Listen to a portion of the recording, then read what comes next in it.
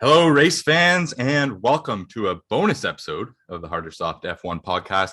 My name is RJ McCullough, and as always, I'm joined by Adrian Huff. This is an audio-only episode, so you can only listen to this on Spotify and Apple, but be sure to check out our new YouTube video with Josh Revel.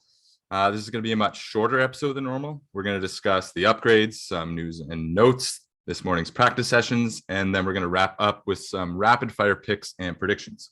So without further ado, Adrian, how are you? And tell me about those upgrades we saw this morning.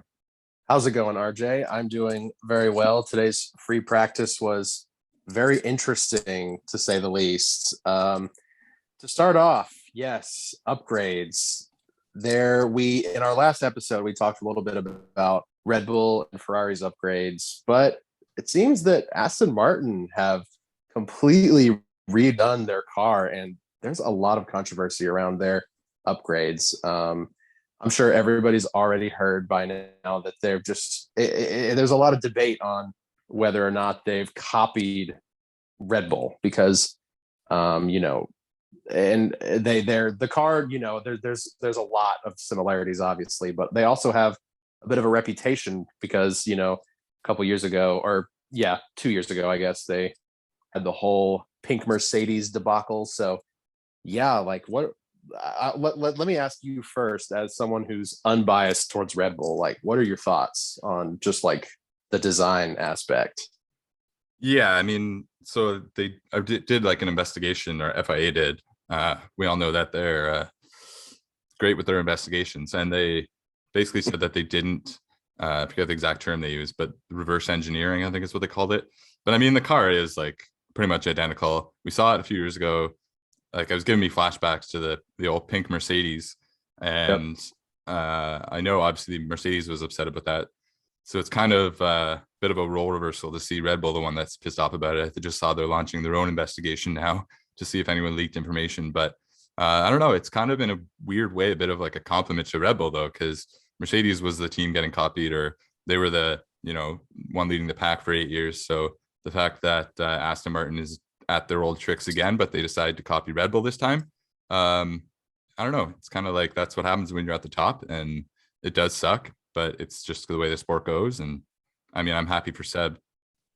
Yeah, absolutely. Because there was a really funny post on the Formula One subreddit. It was Red Bull have surpassed their 1-2. They now have a 1-2-3 when Seb split the Red Bulls. That was really funny. I'll say that I just, based off the side pods, I don't know. It's hard because I've been doing a little bit of reading about it, and it definitely, it's obviously extremely similar. So there's no denying that. But what I think, there's just a lot of signs that point to that it's not at least 100% original. I do not have his name. I was actually trying to find the name, but I didn't have very much time. But the head of Red Bull's aerodynamic department left for Aston Martin at the end of the last season. And because of the contract, he wasn't actually allowed to start working for them until either at the start or middle of April of this year. Now, there's been a lot of debate on whether or not,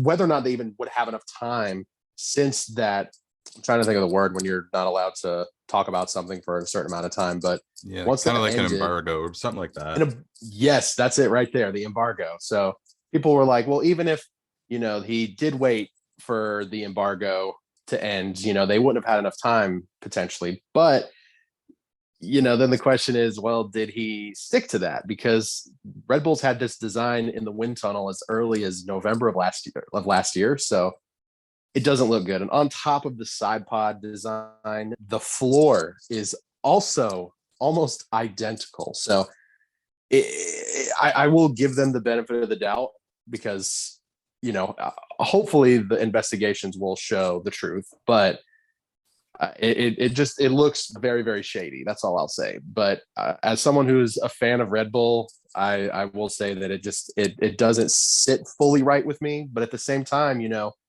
I'm happy for Seb. It's not that I don't want Aston Martin to succeed. If they did come up with that totally on their own, then good for them. Yeah. No, I completely agree.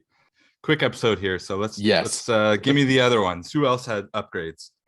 So yes, Red Bull brought a couple of small tweaks. We talked about Ferrari and Red Bull in our last episode, but in FP1 they were talking about the McLaren brought major upgrades for Lando's car, which unfortunately he got some damage in or today, so he wasn't able to get very many laps in FP2.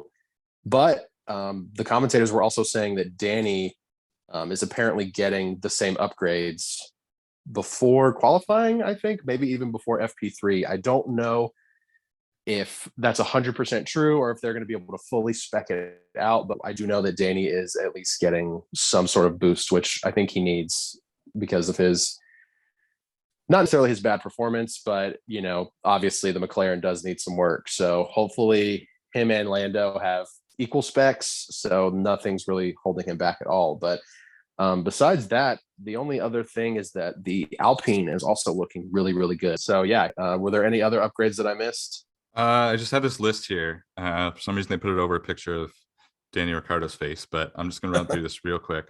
Mercedes, front wing end plate, floor, rear brake winglets. Red Bull, front wing flaps, floor. Ferrari, floor, rear brake winglets, rear wing. McLaren, front wing flaps, front suspension, brake ducts, floor, diffuser, engine cover, cooling louvres. There's my word of the week. Louvre, Louvres. Louvres, like the Louvre. Yeah. Rear wing, rear brake winglets, Alpine rear wing, front wing end plate, rear brake winglets. I gotta stop for a second and say McLaren basically just replaced literally everything. But anyways, Jeez. Yeah, AlphaTauri rear wing, Aston Martin floor, side pod, bodywork, cooling louvres again, rear wing halo, Williams front wing flaps, rear wing, rear brake winglets, Alfa Romeo front wing end plate and flaps, front suspension, engine cover, floor, cooling louvres, rear suspension, rear wing. So, and then Haas, nothing. So really McLaren, like there's like 10 things on there. And then Alfa Romeo, there's a bunch on there. So yeah, that's the actual list. Again, I'm gonna have to look up that word Louvres because I can't even say it without sounding like there's marbles in my mouth. But yeah, that's the official list. We'll get into how it actually looked on track because yeah, it's hard to like judge just based off stuff like that. Right. But yeah, first we'll get into a few quick news and notes, and then we'll talk about what happened on track this morning. Quickly, just a shout out to Niki Lauda, rest in peace. He passed away 3 years ago today. When I first got into racing, he was the first driver that I like, aside from like current drivers, like when I was looking into the past of F1, watching old races and documentaries and movies and stuff, he was the first guy that stood out to me. I actually named my first driver that I made in F1 video game Niki Lauda. I also love the way Toto Wolff says his name, Niki Lauda. But have to get one of those in every episode. But yeah, just if you're not really familiar with Niki, definitely look him up. One of the like greats of old school racing, mainly with Ferrari. Just a genius basically with the car and on track. There's a movie called Rush that's based basically on him and James Hunt's rivalry that they had. Kind of like the original Lewis Hamilton in a way, like very classy, willing to stand up for what he believes in. A great fierce driver on track, but like a respectful person. He's went through tons of trials and tribulations, and then after his career, he actually helped with Ferrari, and he helped with Mercedes, and he kind of helped Lewis get to where he is today. So I have a lot of respect for Niki, and just wanted to get a quick shout out to him. Absolutely. Yeah, just exactly what you said. I mean, I definitely think he's partially, if not almost fully, to credit for Mercedes' long-running success in the turbo hybrid area, because I know Lewis said that Niki played a huge part in his decision to not only switch to Mercedes, but he helped him with the longevity and the building relationships and the helping him in the transition. So rest in peace to an absolute Formula One legend. So it's awesome that, his memory is still and for it'll still be there for many years because of just the sheer amount of achievements that man made. So huge respect and props to him, but rest in peace. Absolutely. So let's there's no real good way to transition out of something like that, but Yep. let's go to some well, I was going to say some young guys that hopped in the car this morning, but one of them's an old man. So you want to talk about the drivers that filled in FP1? Absolutely. Yes. Today we had Robert Kubica, who is a seasoned I say Kubica, veteran. But I don't know. Kubica. That's how you Kubica. say it. Robert Kubica. Okay. Kubica. I don't know. Yes, he was running for Alfa Romeo, right? Yeah. Yes. Then we had Juri Vips and Nyck de Vries, I believe. This is just De Vries, typical American. Nyck de Vries, who drove for Williams, and Juri drove for Red Bull today. So we got to see some new faces in some Formula One vehicle. Well, two new faces, I guess, but I thought that was really cool. I'm not sure if a lot of people are familiar with this, but the FIA added a new rule that I believe it's 2 times this whole season that all the teams have to have a new junior member test out the car at some time during one of the free practice sessions, 2 times throughout the entire season. I'm not sure how they can call Kubica a rookie, but I mean, to each his own, I guess. But they, there wasn't any sort of like crazy times by them, and Juri actually had the slowest time in FP1, but it's still just really cool opportunity for those guys. It's awesome to see new people testing out the cars, because I mean, you definitely want to see new faces come around in this sport. You don't want to see the same faces for a decade, which to be fair, I do feel like Fernando and Vettel and Lewis get called vets a little bit too much. I mean, they're not like that old. They're barely in their 40s, or not even in their 40s. Like, I know Lewis is almost 40, but yeah, still really cool to see those guys. But yeah, did you have any thoughts on their performance today? Yeah, just a few quick ones. In defense of Juri Vips, he was doing a lot of like data collecting for Red Bull. I think he only got like 1 or 2 real laps in, like real with the like soft, pushing. Yeah. So and then Nyck de Vries. I mean, we talk about a lot about Oscar Piastri being like the up and coming young gun, but I mean, Nyck de Vries won won F2, and then last year he didn't get a seat in F1, so he went to Formula E and he won that as well. So he's definitely an up and coming guy to look out for too. Like anyone that's able to win on multiple, I don't know what you'd call it, leagues or whatever for to use a North American term. So yeah, that's really all I had on that. And then it's that just Robert Kubica or whatever. That's kind of a waste of a reserve or drive or whatever you want to call it. But yeah, moving on from that, just real quick, Mercedes, kind of a bit of a lucky strike here, I guess. I'm sure it was planned this way, but they had every team gets like quote unquote film days where they do like commercials and stuff for the car. So they had theirs in, I believe it's on the same track in Spain yesterday, so Thursday, and they get like 100 kilometers of basically free practice. So that they definitely were, I'm sure they were testing out a lot of things, and were able to, it seems like they were able to work out some kinks from that. But yeah, nothing really much more to add on that, just something to keep in mind. And then Red Bull, you talked about their issue with Aston Martin. They were up to some tricks themselves this morning. Yes.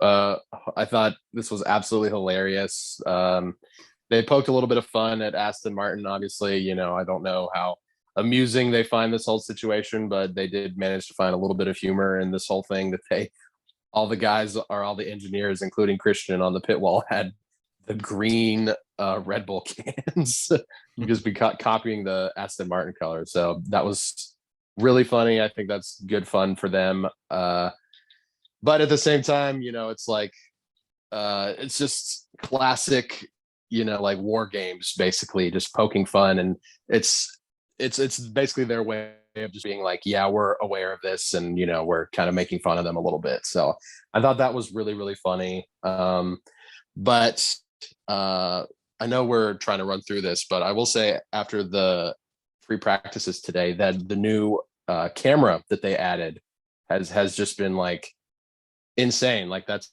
I'm just glued to any footage from that. Like I don't even know what you call the new type of like I guess it's a drone or whatever, but it just like it looks so cool. Yeah, that was like one of the first things I texted you about this morning. So Mm-hmm. somehow I was up for FP1. And yeah, it's like a tracking, somehow a tracking drone. I'm not really too familiar with how drones work in general, but it was just yeah, and the shots they were getting from following the cars or above the track or like just different angles you would never necessarily get. Yeah, I love that. So I'm curious to see if they're going to utilize that throughout the weekend or if it becomes something new. Um, but yeah, no, I always like to see that they're trying out new things. And speaking of new things, I thought, and they talked a little bit of, even on the broadcast, that there were some track changes. But I was literally playing the track on the video game last night to refamiliarize myself with it, and it seems pretty similar to me. I didn't really notice any changes. Like the last turn seems what I was concerned about, like the little last little S turn there, and it seems pretty much the exact same to me. I'm not sure. I haven't exactly looked into the specs, but I don't know if you noticed anything there. Yeah, I know they were supposed to like moderately adjust the final chicane to sort of help with the speed, and I don't know, it just seems a little bit pointless because I mean if you've driven in that track, you know the little S turn at the end is just, especially with the sausage curbs, it's just a pain in the ass. But they may have made like small adjustments, but just from the footage we've seen today, it looks almost identical. I mean, again, we're no experts, so I would love to know if know the exact changes that they did make, if any. But yeah, to me, it just seemed like the exact same. Yeah, so I don't know.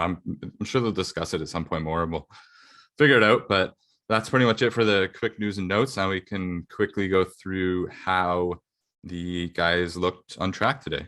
You can start us off. Absolutely. Yeah, let's do it. So, yes, like you said, Nyck Vries is he's a racing legend, but unfortunately not a Formula One legend. Like you said, won Formula Two, now won Formula E, and his first attempt in a Formula One car this season, and he outpaced Latifi. I mean, you got to think like at first it was like, damn, props to Albon, but now you're like, I think Latifi is just garbage because like I like that is just like unbelievable to me. As soon as you sent me that, my jaw was like on the floor. I was like, you're fucking joking. I know, it's unbelievable. Like it's gonna be like just a weekly segment because I think we text each other Latifi, bro, like every Yep. week. Yep. So he's just up to his old tricks. Maybe they'll swap Debris in halfway through the year. Who knows? Yeah, DeVries out qualified Latifi, which was just hilarious. And Bottas, in his typical fashion, he pulled off track because, quote, he said something broke. He might have gone a little wide. Something happened with the floor.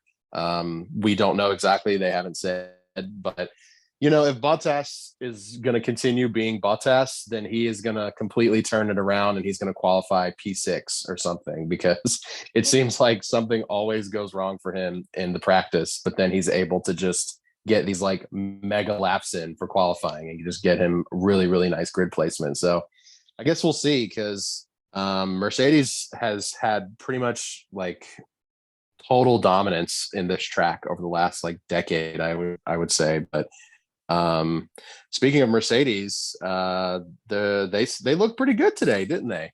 Yeah, I think Lewis has won 5 years in a row here. Yep. I don't really expect that to happen this weekend, but hey, we'll see. But yeah, they Yeah. showed a near the end of FP2. They showed I forget exactly what they called it. I don't know. Doesn't matter. But anyways, the gist of it was comparing like how fast the cars were going in certain things, and Mercedes was like 1-2, both their cars in fastest on the straights. So if it seems as though they've removed the porpoising for the most part, and if they're the fastest car now on the straights, that's at least a step in the right direction. Lewis looked. I listened to his post interview, and he, for the first time all year, actually seemed very happy. So I that makes me happy. So that was Mm-hmm. great. On the other end of things, though, I, Lando again. They're debuting a million new parts this week, and it's kind of confusing. They kind of said both things on the broadcast, whether Lando gets the new car and Danny's sticking with the old car. But then later in the broadcast, someone else came on and said that Danny is getting the same upgrades as Lando, as you mentioned earlier. But Yeah. yeah, Lando suffered damage to the floor, I believe, relatively early in FP2, and only did, I don't know, both him and Danny did less than 20 laps, but Lando finished 20th. Danny was down near the bottom as well. So not great, but on the opposite end of the spectrum, you want to run through the top five from FP2? Yeah, let's do it. And I will say the Daniel news, like that's not been like official. That was on the broadcast. That was one of the Yeah. commentators literally just getting like info from the McLaren garage. So we're not sure if that's like 100% accurate, but as far as like what the engineers are saying, they are putting more upgrades on Daniel's car. But yes, FP2, Charles Leclerc was fastest, of course. He's been fastest so far in Spain in both sessions. But then you had boom, boom, your boys, George and Lewis in the top three, which to be fair, that it's not the first time they've gotten good results from practice this season. So, it's probably best not to get hopes up too quickly, but behind them, you've got Carlos and Max, and then I'll run through the rest of the top 10 real fast. You got Fernando Alonso, Sergio Perez, Sebastian Vettel, Esteban Ocon, and Mick Schumacher. So it's very interesting. The Mercedes having the fastest straight line speed.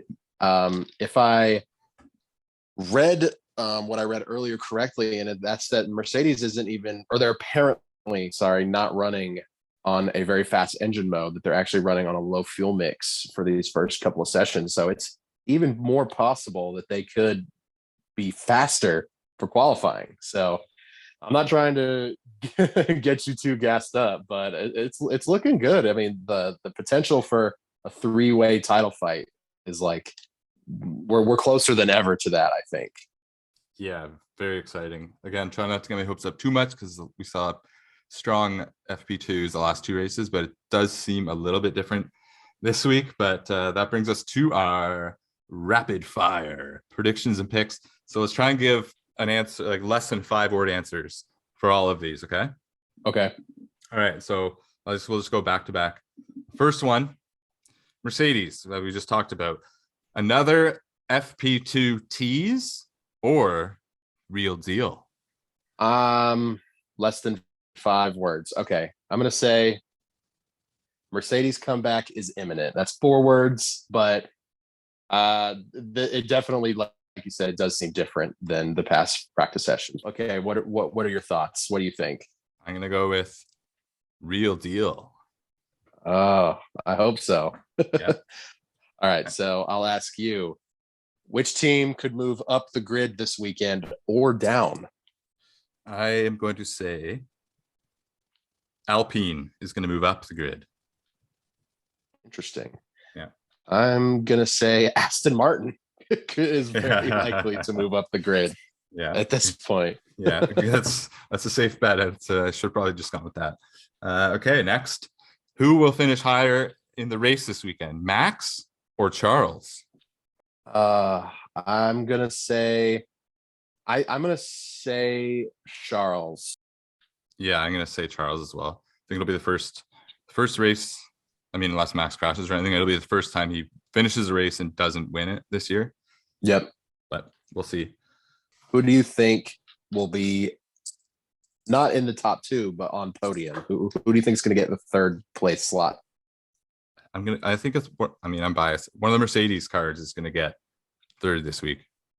I'm going to agree. I'm going to say the exact same thing. I could absolutely see George or Lewis on podium this weekend. Like that's a total possibility. So we got 2 guys having their home race this week, Sainz and Alonso. What place do they each finish? I'm going to put Sainz. Okay. So this is one of the only races where I'm going to wish this happens. If I want Max and Charles to safely bin it at the start, and we'll get a Carlos, Lewis, and maybe Sergio podium, something like that, maybe even Russell. I wanted to mix it up a little bit. Like I would love if we had like basically Monza 2.0 for this season. I think that would be super, super cool. So you say Um, signs first, Yep. Alonso. It's fifth. Okay. I'll say I would love for Signs to win. I'm gonna say Signs second, Alonso sixth. I think that's a bit of a safer bet than what I said. Okay. Do you think George Russell's top 5 place streak will continue for this so far for this season? Do you think he will place in the top 5 in Spain?